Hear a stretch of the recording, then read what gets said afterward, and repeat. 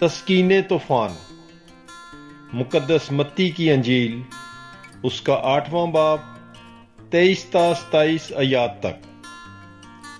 اور جب وہ کشتی پر چڑھا، اس کے شاگرد اس کے ساتھ ہو لیے، اور دیکھو جھیل میں ایسا بڑا طوفان آیا کہ کشتی لہروں میں چھپ گئی، مگر وہ سوتا تھا۔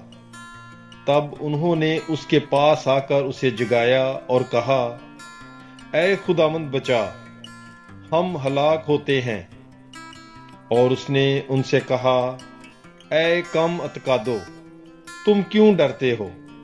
تب اس نے اٹھ کر ہواؤں اور جھیل کو ڈانٹا تو بڑا امن ہو گیا۔